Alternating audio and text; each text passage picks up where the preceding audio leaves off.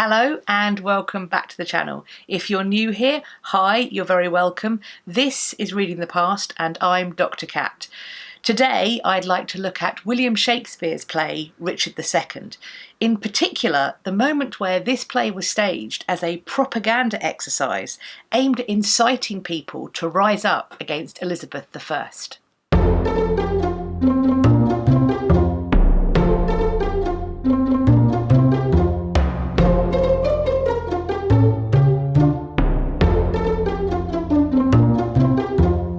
The real Richard was born on the 6th of January 1367. He was the son of Edward the Black Prince, famed for his attributes as a soldier, and the grandson of the warlike Edward III. Unfortunately, the Black Prince predeceases his father, and Richard becomes his grandfather's heir. On his grandfather's death, Richard ascends to the throne. He is just 10 years old. So at this stage, it's almost impossible for those around him to tell what kind of king Richard's going to be. In his early teens, Richard is confronted with the Peasants Revolt, which he successfully, albeit somewhat brutally, puts down. He bravely goes out and meets Wat Tyler, the leader of the revolt, face to face. Now, granted, a number of his advisors are killed, also Wat Tyler dies. This is not a bloodless coup in any means, but Richard holds power, he holds the throne, and his government continues.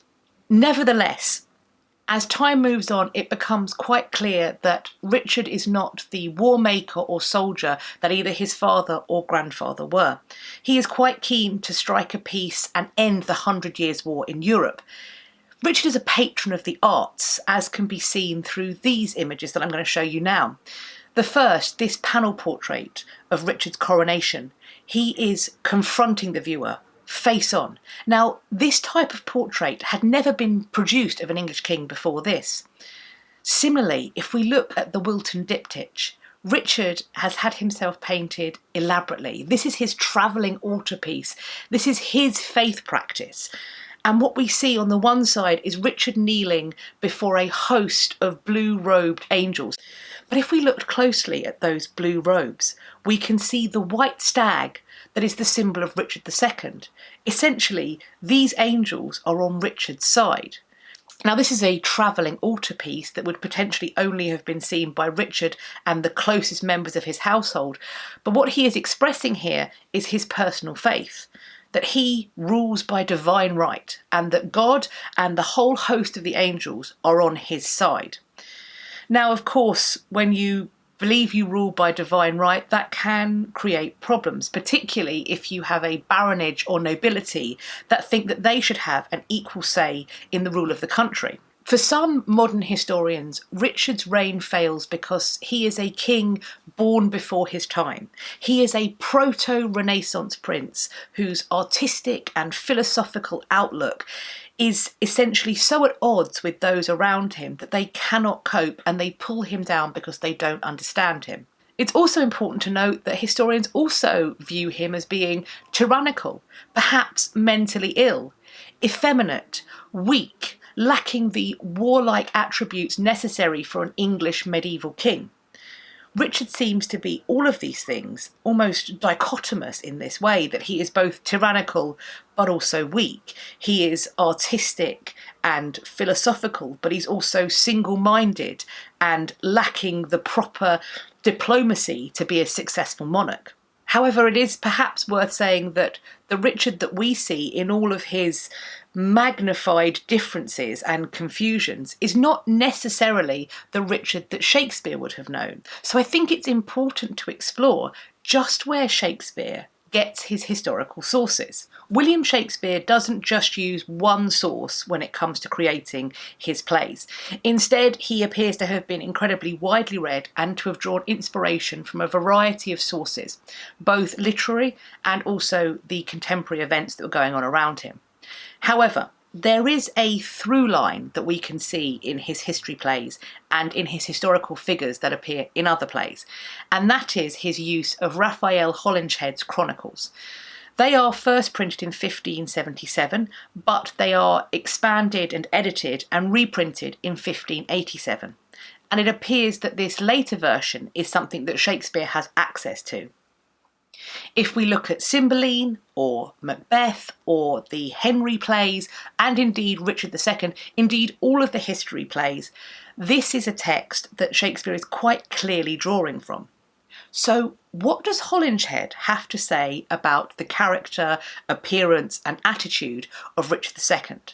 What is the source that Shakespeare went to saying about the king that Shakespeare was attempting to stage? Well, here's a quote. The Chronicle states that Richard, quote, was seemly of shape and favour, and of nature good enough, if the wickedness and naughty demeanour as such as were about him had not altered it. His chance verily was greatly unfortunate, which fell into such calamity that he took it for the best way he could devise to renounce his kingdom, for which mortal men are accustomed to hazard all they have to attain thereunto. He was prodigal, ambitious, and much given to pleasure of the body. Furthermore, there reigned abundantly the filthy sin of lechery and fornication, with abominable adultery, specially in the king. So, for Holinshed, and therefore presumably for Shakespeare, a lot is placed upon the character flaws that are present in Richard. He apparently surrounds himself with evil counsel who lead him astray and pull him down. He himself is personally flawed because of his greed and desire to further his own agenda, but also because of his physical pleasure. That notion of abominable lust or abominable lechery. Now, it may be that that's simply saying that the king was interested in a variety of women, but the notion of it being an abomination seems to me that Holinshed is hinting that Richard may have been engaging in what we would now see as homosexual behaviour. And perhaps the narrative of him being an effeminate king, lacking that martial power and prowess, could come from his courtiers and nobles and barons being aware that Richard has male favourites, where that favouritism goes beyond simply a platonic friendship. Shakespeare's play echoes the Chronicles by focusing on Richard's personal failings and also his reliance on bad or evil counsellors, positioning that as the reason for the loss of his crown and his ultimate death. The play charts Richard's tumultuous reign, it shows his abdication and fall, his imprisonment and death, and the accession of Bolingbroke to the role of king as Henry IV. In the quarto text, the deposition or abdication scene is not present, and we assume that it also wasn't staged. Staging the deposition or abdication of a monarch who is accused of being overtly effeminate perhaps wouldn't have been the safest or most appropriate thing to do in a nation that was ruled by a woman at the time. Elizabeth I is both the monarch of the country but also the head of the church. She believes, as her father did before her and as Richard did before them both, that they rule by divine right, that they have been anointed in the sight of God and that their monarchy is blessed by God. Indeed, in Act 3, Scene 2 of the play, Richard asserts that not all the water in the rough, rude sea can wash the balm off from an anointed king. The breath of worldly men cannot depose the deputy elected by the Lord. This is a king placed there by God. His divine right has made him God's representative on earth. And yet, in the next act, Act 4, Scene 1, when Bolingbroke, later Henry IV, asks Richard if he is content to give up the crown, Richard gives the following reply. I know, no, I. For I must nothing be. Therefore, no, for I resign to thee. Now, mark me how I will undo myself. I give this heavy weight from off my head, and this unwieldy sceptre from my hand, the pride of kingly sway from out my heart. With mine own tears I wash away my balm. With mine own hands I give away my crown. With mine own tongue deny my sacred state.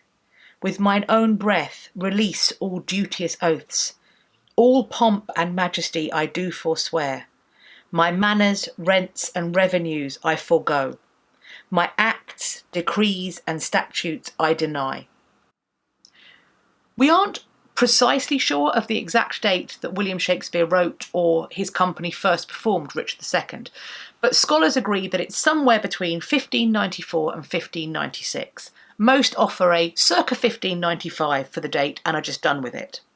Nevertheless, if we take 1595 as the date, around 6 years later, so in 1601, the 7th of February to be exact, Robert Devereux, the Earl of Essex, pays the Lord Chamberlain's men, Shakespeare's company, to perform Richard II at the Globe, with the abdication scene left in. He pays them 40 shillings over what they would normally be paid with a play that was sponsored.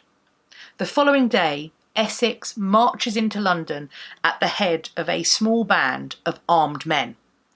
They claim to be intent on seizing the Queen and removing her from the clutches of her, as they see it, evil counsellor, Robert Cecil. Essex and his confederates blame Cecil for Essex's fall from grace.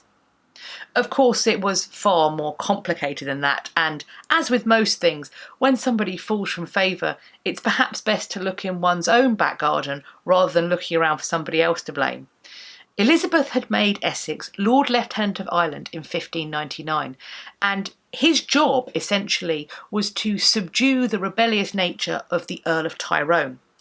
Nevertheless, in 1600, Essex makes a truce with Tyrone against the explicit orders of his queen. He then again disobeys her by returning to England when she has forbidden him from doing so. So, for most of 1600, Essex is in complete disgrace. He was for a time under house arrest, and all of his profitable offices and monopolies had been seized from him.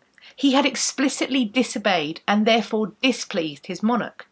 The Queen was responsible for all of the benefits that he had been given, all of the offices and monopolies that he enjoyed, and allowed him to live in the luxurious state to which he had become accustomed. Perhaps it is a sign of Essex's arrogance, or perhaps even madness, to think that he deserved these things, rather than them being the gift of the Queen. And when you get a gift from the Queen, if you displease her, she will quite happily take it back. In his impoverished state, Essex had nothing to lose, and so he sets about rebelling. The Essex Rebellion fails before it has almost begun. Despite the propaganda exercise of having the Lord Chamberlain's men stage Richard II with the deposition scene left in, when Essex marches into London at the head of this armed band of men, the Londoners don't come out in support as he thought they would. He believed his own hype, I think. He thought that Essex, the war hero, would of course be a preferable alternative to the crook-backed Robert Cecil, the current advisor to the Queen. Perhaps he even thought that the people would happily sweep aside this ageing female queen in favour of this vigorous, handsome young hero. He was wrong on all accounts, and on the 25th of February 1601, so within the month, Essex is executed. What is particularly interesting to me is that seemingly, William Shakespeare and the Lord Chamberlain's men suffer no ill effects from this failed coup and their play that was used as propaganda to support it. Now, a few suggestions have been made as to why this was. Perhaps the Lord Chamberlain, who was a kinsman of Elizabeth, had enough power to talk her and her counsellors round.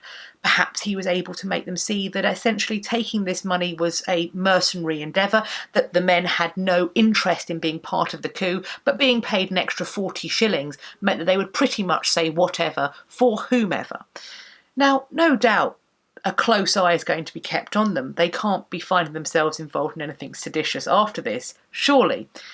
I wonder what you think. Why do you think that while Essex, who had been the Queen's favourite, fell and was executed, why does Shakespeare and his company seemingly get off completely scot-free? Essex's choice to have Richard II staged, and by the same account, Shakespeare's decision earlier to write the play, is dangerous. It is risky.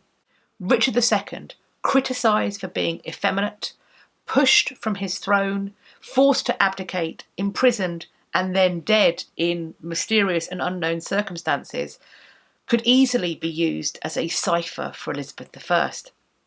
Indeed, later in 1601, after the Essex Rebellion and the fall and death of this former favourite, Elizabeth is reported by one William Lombard, who met with her in her privy chamber, of exclaiming, "I am Richard II, know ye not that?"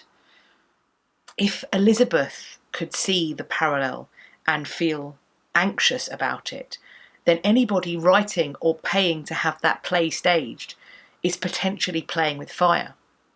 So please let me know in the comment section down below, how does William Shakespeare and indeed the rest of the company survive this potentially lethal mistake? Not only survive, but thrive, continuing as the Lord Chamberlain's men and, with the death of Elizabeth, becoming the King's men after it. Let me know what you think in the comment section down below, or come and find me over on social media. I'll leave the links and tell me there. I hope you enjoyed this video and found it interesting. I certainly enjoyed talking to you all about this. If you did enjoy it, please give this video a like. Please also subscribe to the channel and click the bell icon so you know when I've next uploaded. If you'd like to tell me anything about this video, please leave a comment in the comment section down below, or come and find me over on my social media. I'll be leaving those links in the description box. I hope you have a great day, whatever you're doing, and I look forward to seeing you all next time. Take care. Bye-bye for now.